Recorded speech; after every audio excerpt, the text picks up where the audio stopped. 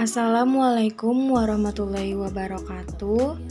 Perkenalkan, nama saya Dwi Fitri Ginanti dari jurusan Sosiologi Agama dengan NIM 2284 Fakultas Dakwah dan Komunikasi Islam. Kali ini saya akan menjelaskan tentang observasi etnografi saya yang berjudul Kuliner Seblak yang Banyak Digemari.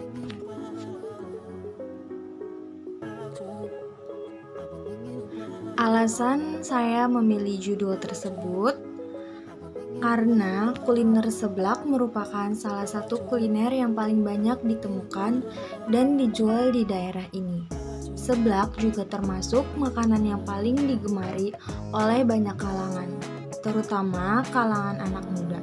Sehingga memilih tema observasi kepada penjual seblak sangat tepat bagi saya dan juga mudah untuk menemukan penjual seblak di sekitar lingkungan tempat saya tinggal.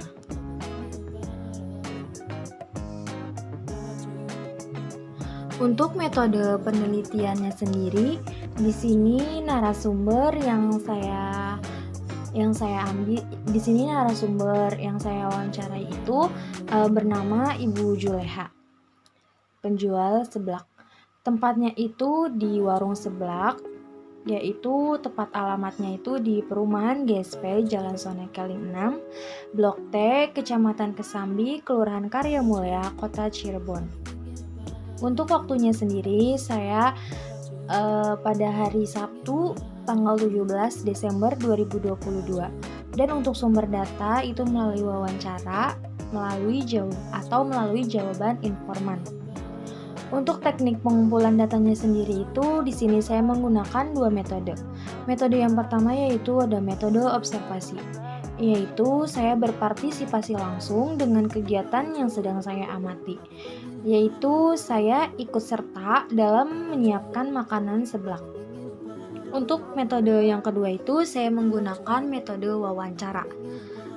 Teknik wawancara yang digunakan saya itu adalah secara terstruktur atau tertulis, atau saya menyiapkan pertanyaan terlebih dahulu yang akan saya tanyakan kepada informan.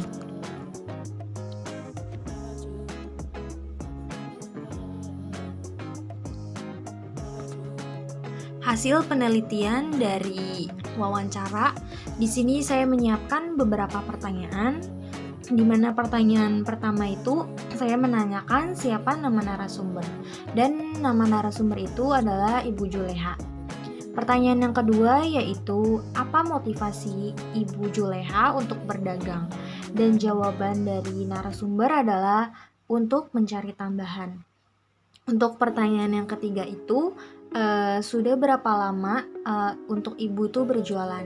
Jawabannya itu yaitu 6 tahun. Dan untuk pertanyaan yang ketiga itu, kenapa ibu memilih berdagang seblak padahal banyak makanan yang lainnya, terutama makanan khas Cirebon yang lainnya? Dan jawaban ibu itu, tadinya Ibu Juleha itu berjualan nasi, namun setelah COVID melanda, akhirnya beralih menjadi berjualan seblak dan lotek dan yang lainnya. Untuk pertanyaan selanjutnya yaitu kalangan siapa yang biasanya paling banyak membeli seblak? Jawaban ibunya itu biasanya yang paling banyak membeli seblak adalah dari kalangan remaja. Untuk pertanyaan selanjutnya yaitu di saat-saat atau waktu kapan saja biasanya seblak itu ramai dibeli? Jawabannya adalah biasanya seblak ramai dibeli ketika sore hari.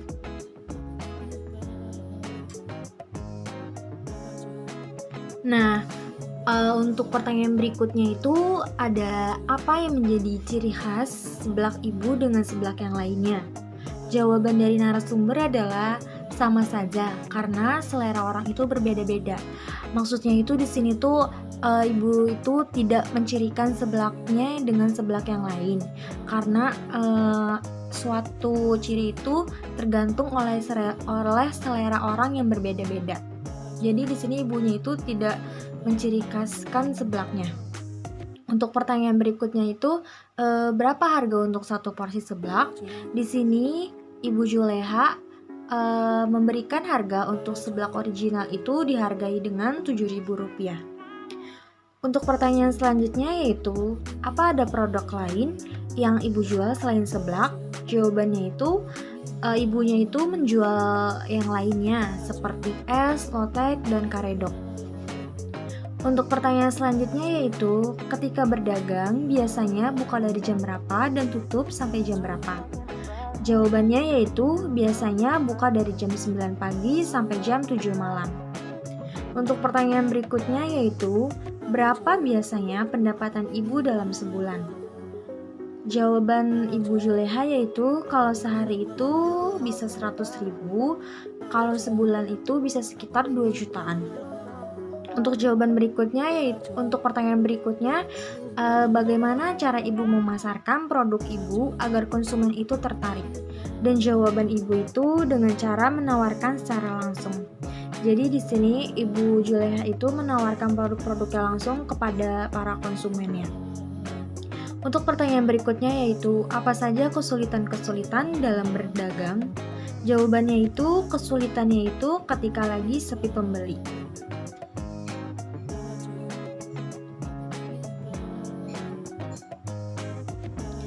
Di sini ada hasil dari penelitian observasi.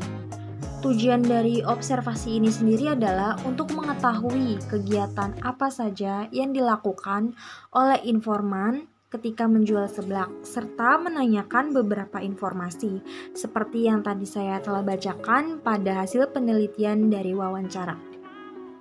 Untuk hari dan tanggalnya yaitu pada hari Sabtu 17 Desember 2022.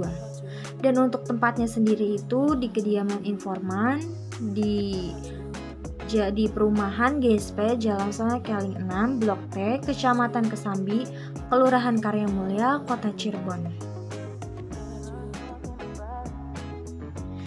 Di sini untuk selanjutnya itu ada catatan observasi.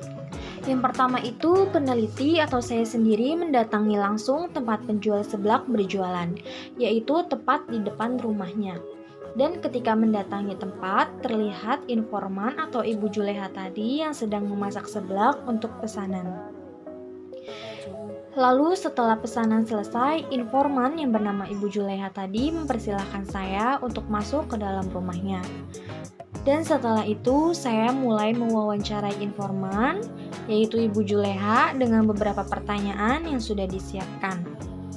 Lalu setelah wawancara selesai, kemudian saya ikut melihat cara informan dalam membuat seblak, serta saya ikut serta dalam kegiatan tersebut dan saya juga ikut membeli dari seblak itu. Lalu setelah itu, setelah kegiatan membuat seblak selesai dan kegiatan observasi selesai, saya berpamitan dan mengakhiri kegiatan observasi saya.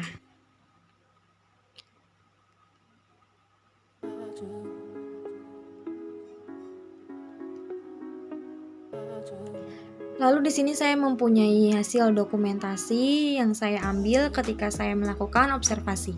Untuk gambar yang pertama ini, di sini saya mengambil beberapa bahan yang dijadikan untuk bahan membuat seblak. Lalu pada gambar yang kedua ini, proses ketika seblak itu dibuat. Lalu di sini untuk gambar yang ketiga terlihat gambar dari ketika seblak itu sudah selesai dibuat atau sudah jadi. Dan yang terakhir ini adalah gambar dari saya berfoto langsung dengan narasumber yaitu Ibu Juleha. Baiklah, itu saja presentasi dari saya tentang etnografi kuliner seblak yang digemari. Kurang lebihnya mohon maaf. Wassalamualaikum warahmatullahi wabarakatuh.